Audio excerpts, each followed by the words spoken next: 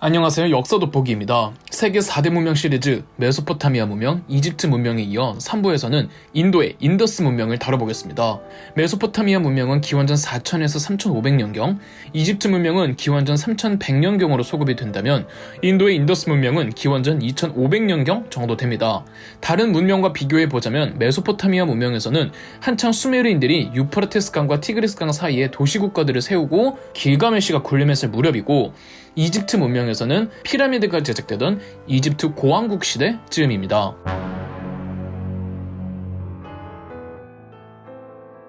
인도에는 서쪽에 인더스강과 동쪽에 겐지스강, 이렇게 대표적인 두 개의 강이 있죠. 인더스 문명은 당연하게도 인더스강에서 시작하였습니다.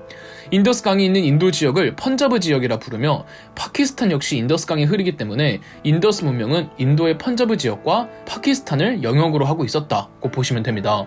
인더스 문명은 다른 문명처럼 청동기 시대를 원칙으로 하고 있습니다. 청동기 시대 이전, 신석기 시대에는 파키스탄의 발루치스탄주에 메르가르 문화가 선행하고 있었고, 이 메르가르 문화가 확대 발전하여 인더스 문명으로 이어진 것으로 보입니다. 신석기 시대의 메르가르 문화에서는 세계 최초의 치아 드릴링 흔적이 발견됐다고 하네요.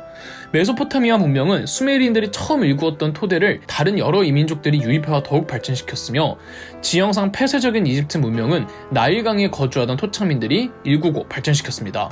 그렇다면 인더스 문명을 일군 주체들은 누구일까요? 신석기 시대 인더스 문명의 전신이 되는 메르가르 문화를 이룩하고 인더스강을 활용하며 도시를 만든 민족들은 하나의 민족이 아니랍니다. 다양한 민족들이 인더스강에서 무수히 많은 도시국가들을 만들어냈고, 하나의 도시국가 내부에서도 여러 인종이 뒤섞여 있었습니다. 인도 파키스탄의 토착민들도 있었고, 메소포타미아 지역에서 넘어온 민족들, 중앙아시아에서 건너온 민족들, 심지어는 지중해 쪽과 오스트레일리아 남태평양 쪽 출신의 민족들도 있었습니다. 가장 유력한 설은 현재 타미러를 사용하는 드라비다인이 그나마 가장 많은 비율을 이루고 있었던 인종이었다는 건데, 이마저도 통설이지 정설은 아닙니다. 즉 확실하게 알 수 없다는 거죠. 그런데 지금도 이 부근과 이 지역 민족 구성이 다양하잖아요. 여하튼 여러 인종이 뒤섞인 고대인들이 인더스 강을 따라 여러 도시 국가들을 세웠고, 그 중에서 가장 강하고 찬란한 문화를 꽃피운 도시 국가들이 하라파와 모헨조다로였습니다. 이들은 메소포타미아 문명의 지구라트나 이집트 문명의 피라미드와 같은 거대한 건축물을 쌓지는 않았지만, 이 저때의 고대인들이 만들었다고 하기에는 놀랍기만 한 고도의 도시를 일구었습니다. 아마 인더스 문명에는 여러 인종이 섞여 있다 보니 지구라트나 피라미드와 같은 거대한 건축물을 제작할 수 있을 만한 단 하나의 절대 권력자가 없었던 듯 하지만, 다양한 인종인 만큼 다양한 지식들을 모아 도시 건설에 힘을 쓴 케이스가 아닐까 합니다. 인더스 문명의 도시 국가들은 벽돌로 지은 집으로 바둑판 모양의 계획 도시를 건설해 포장도로가 있었고, 하수도에 공중 목욕탕, 제분소, 제철소까지 갖추고 있었습니다. 인더스 문명의 시그니처 같은 유물이 바로 인장입니다.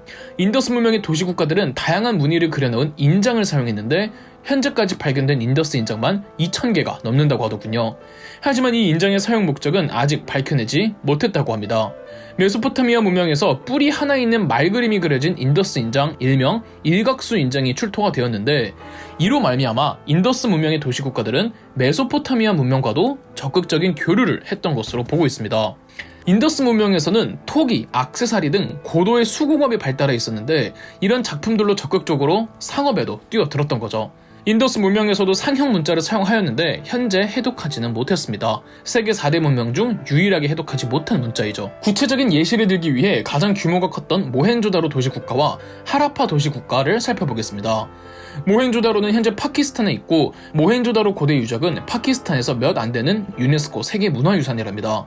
모헨조다로의 공중목욕탕 벽에는 습기가 차지 않도록 무려 방수 처리를 한 흔적이 있으며, 가장 큰 도로의 폭은 무려 9m라고 합니다. 그 도로를 따라 배수로를 만들고 하수 처리를 했다고 하네요. 화장실도 발달해 있어서 고대 모헨조다로인들은 위생에 신경을 많이 썼던 것 같네요. 모헨조다로 최상층에서는 대량 학살된 것으로 추정되는 유해들이 무더기로 나왔는데, 그 내막은 알 수가 없습니다. 모헨조다로라는 뜻 자체가 죽음의 언덕이라고 하네요. 얼마 전 2022년 파키스탄 대홍수로 유적 상당수가 침수되어 버렸습니다. 하라파 역시 현재 파키스탄에 있습니다. 역시 선진화된 도로와 하수시설이 돋보이며 아주 거대한 곡물창고 유적과 국립 묘지 유적도 발견되었습니다. 하라파 유적의 성체도 매우 높고 두껍습니다. 높이가 무려 15m죠.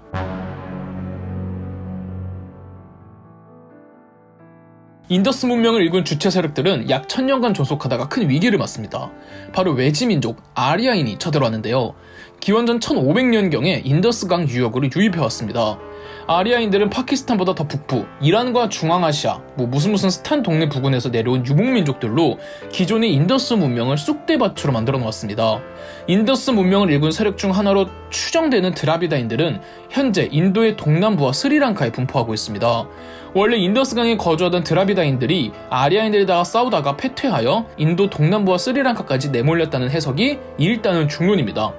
동시에 언제나 고도의 도시를 만들었던 인더스 문명의 고대인들이 도시를 더 확대 발전하는 과정에서 많은 양의 벽돌을 공수하고자 대규모 산림 파괴를 일으켰고, 이로 인해 급작스러운 건조화 현상으로 문명이 이미 쇠락의 길을 걷고 있었다라는 해석도 있습니다. 아리아인들은 기존 인더스 문명의 민족들을 내쫓은 뒤에는 유목민족이었던 아리아인들조차 인더스강의 혜택을 누리며 농경에 종사하기 시작했습니다. 하지만 유목민족적 성격은 남아있어서 인더스강에서 조금씩 더 동쪽으로 전진했고, 아리아인들은 처음 인더스강에 내려오고부터 500년 정도 후였던 기원전 1000년경에 겐지스강으로까지 진출을 했고, 이때부터 인도는 철기 시대로 들어가죠.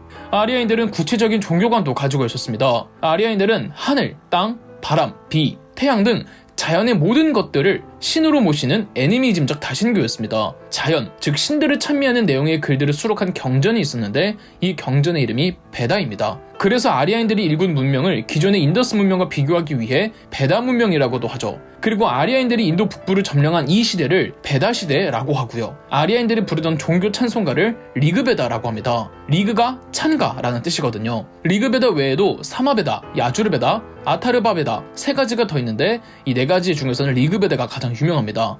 또 그들의 종교 신화를 베다 신화라고 합니다. 베다를 기본으로 하는 이러한 아리아인들의 종교명이 바로 브라만교였습니다. 브라만은 아리아인들의 종교에서 사제를 지칭한답니다. 브라만교에서는 소를 굉장히 신성시했습니다. 여러 가지 이유가 있는데 인더스강 유역이 인더스 문명의 무분별한 개발로 산림을 잃자 강의 범람이 잦아지고, 그러면 초지도 잃고, 이런 악순환이 반복되면서 소의 개체수가 급감했다고 합니다.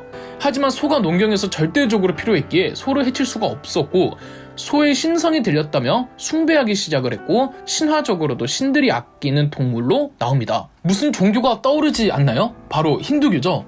브라만교가 확대 발전한 것이 바로 힌두교입니다. 힌두교의 카스트 제도에서 가장 높은 등급의 사제를 일컫는 말이 브라만이잖아요. 아리아인들이 겐지스강으로 진출할 무렵쯤 브라만교가 힌두교로 확장된 것으로 보이고, 브라만교 시절에는 사제 일부는 소로 제사를 지내고 소고기를 먹기도 하였으나 힌두교로 정립되고부터는 계율이 더 엄해집니다. 신화 역시 초기 베다 신화는 이란계 영향이 짙었지만 아리아인들도 유구한 세월 인더스강에서 겐지스강으로 진출하면서 이란계 영향을 벗고 토착화되면서 베다 신화의 변형이 가해지면서 힌두교가 정립될 무렵 힌두 신화로 진화합니다. 예를 들어 베다 신화에서는 뇌신이자 최고신의 이름이 디아우스였는데 힌두 신화로 넘어가며 그 이름이 인드라로 바뀌죠. 또한 아리아인들에게 바리나 제도라는 신분 제도가 있었습니다. 인간 세상을 네 가지로 나누는 종교관에 따라 사회적 신분을 네 가지로 결정하는 것인데, 바리나 제도에서는 이러한 신분이 세습되지는 않았습니다. 갓난아이가 태어나면 사제가 신의 뜻을 받아 아이의 신분을 결정하죠. 하지만 아리아인이 겐지스강에 정착하고 그들의 종교 브라만교가 힌두교로 진화할 무렵 바리나 제도도 더 확대되어 신분 세습 개념의 신분 제도가 탄생하니 바로 카스트 제도입니다. 카스트 제도는 사제인 브라만, 왕족과 귀족 크샤트리아, 평민 바이샤, 최하층민, 수드라로 구성되어 있으며 각 카스트별로 허용이 가능한 직업도 정해져 있습니다. 인도의 카스트 제도는 오늘날에도 전해지고 있죠. 아리아인들이 겐지스강에 정착한 후 브라만교를 힌두교로, 베다 신화를 힌두 신화로, 바리나 제도를 카스트 제도로 진화시키며 사회적 발전을 이루어냈으며 기존의 도시국가보다 더 규모가 큰 왕국을 만들어냈습니다. 인더스강에서 겐지스강에 이르기까지 파키스탄과 인도의 중북부에 걸쳐 총 16개의 왕국이 공존했는데, 그래서 이 시기를 16대국이라고 부르며 16대국을 통일한 왕조가 난다 왕조이고, 난다 왕조 때 알렉산더 대왕이 쳐들어온답니다. 다음 편에선 마지막 4대 문명, 중국의 황하 문명으로 찾아오겠습니다. 그럼 역사 돋보기였습니다. 저희 역사 돋보기가 멤버십 제도를 시작했습니다. 저희 영상 제작에 큰 도움이 되는 멤버십 가입 많은 관심 부탁드리겠습니다. 영상 재미있으셨다면 구독과 좋아요, 알림 설정까지 해주시면 감사드리겠습니다.